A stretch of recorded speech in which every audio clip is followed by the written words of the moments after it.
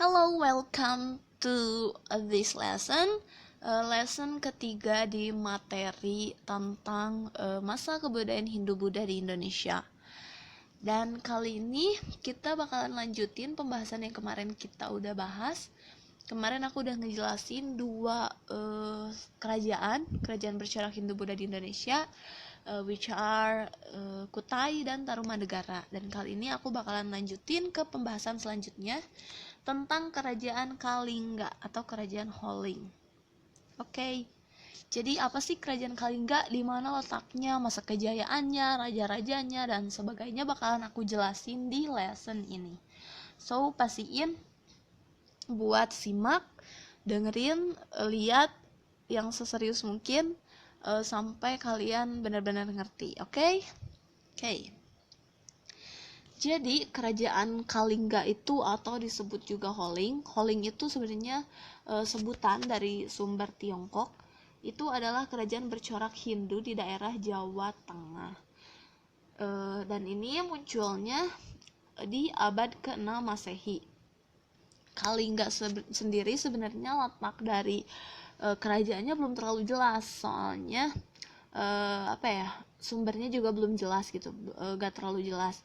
Tapi mungkin itu tuh berada di satu tempat antara Kabupaten Pekalongan ini Jepara, di situ gitu letak dari kerajaan Kalingga itu, di dekat Pekalongan sama Jepara yang sekarang.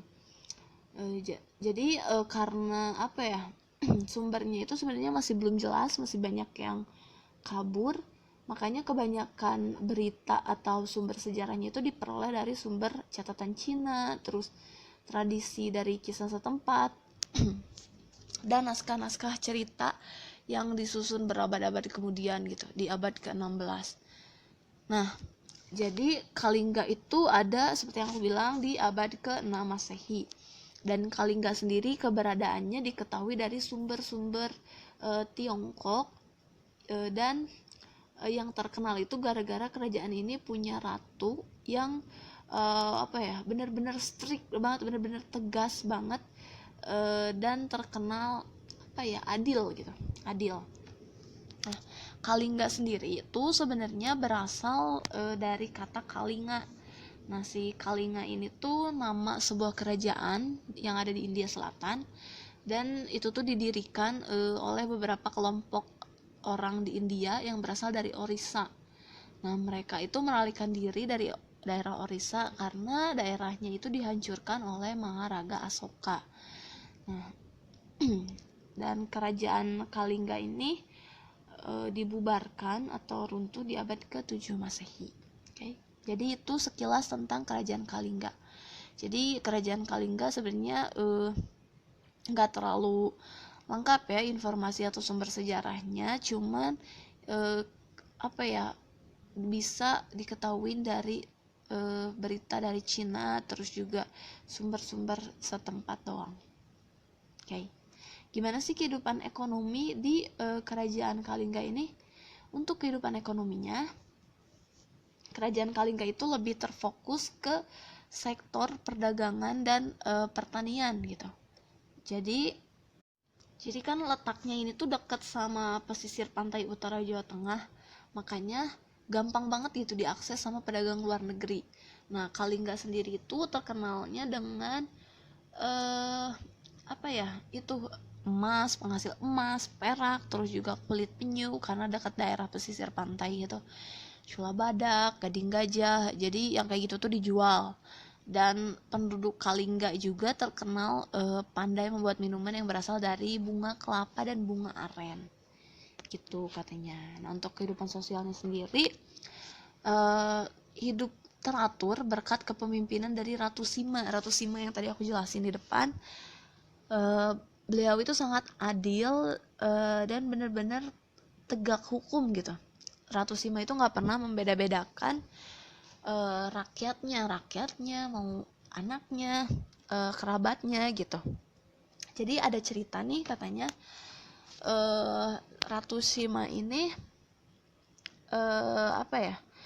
pernah menguji kebenaran yang ia dengar. Jadi si Ratu Sima ini memerintahkan anak buahnya buat nyimpan satu kantong emas di jalanan wilayah kerajaan Kalingga, dan bener aja gitu selama 3 tahun kantong tersebut nggak ada yang nyentuh.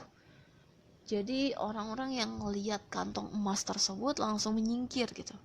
Tapi satu hari putra mahkota kerajaan ini tuh nggak sengaja menginjak kantong tersebut sampai isinya berceceran.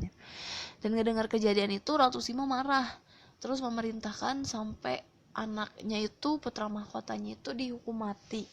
Sampai sebegitu striknya dan sebegitu adilnya gitu Ratu Sima ini. Tapi karena menterinya mohon gitu buat putra mahkota nggak dihukum mati, jadi Ratu Sima cuma memerintahkan supaya jari putra mahkota yang menyentuh kantong emas itu dipotong.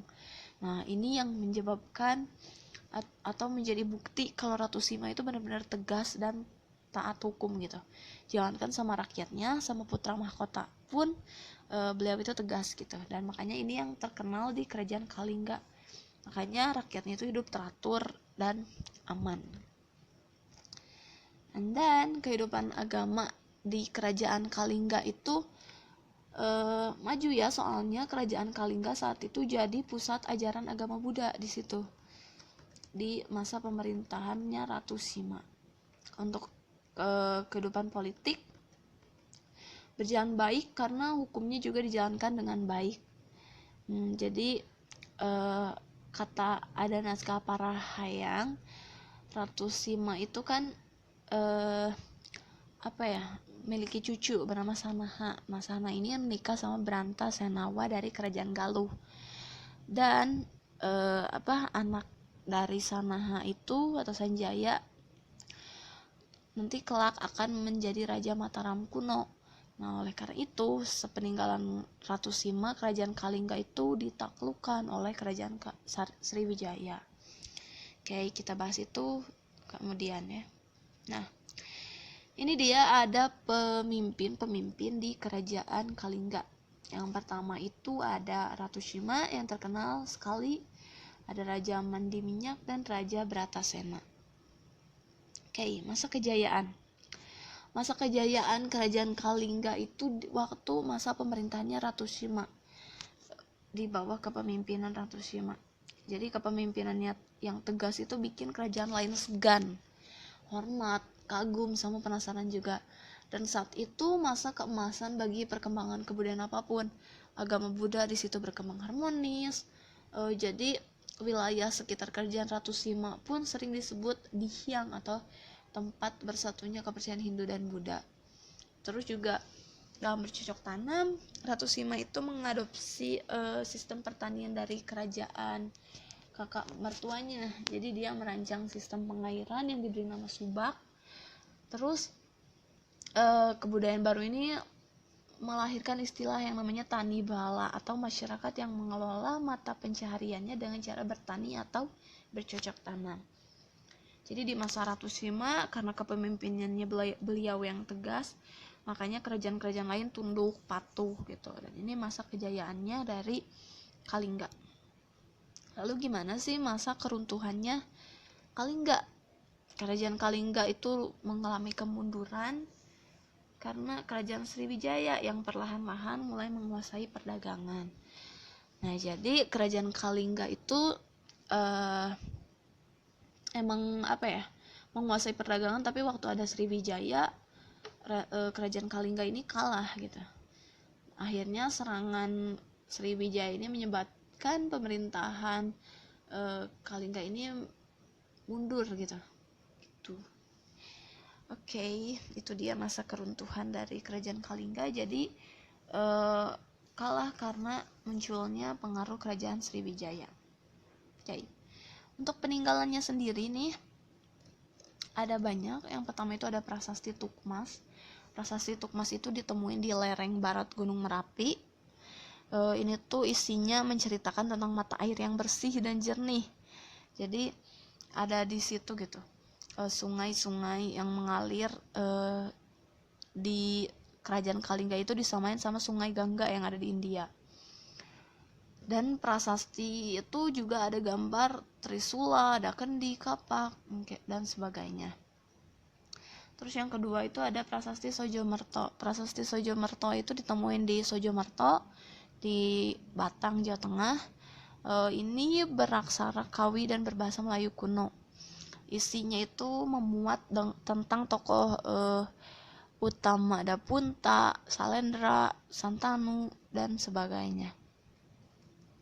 Selain itu juga ada Candi Angin. Candi Angin juga salah satu peninggalan dari Kerajaan Kalingga, dan ada juga Candi Bubrah yang ada di Jepara. Oke, segitu dulu aja untuk lesson tentang Kerajaan Kalingga ini. Next aku bakalan jelasin tentang kerajaan-kerajaan lain. Pastiin untuk selalu stay tune, keep in touch sama video-video lesson dari aku, dan semoga materi yang aku jelasin bisa dipahami dan dimengerti. Oke, bye.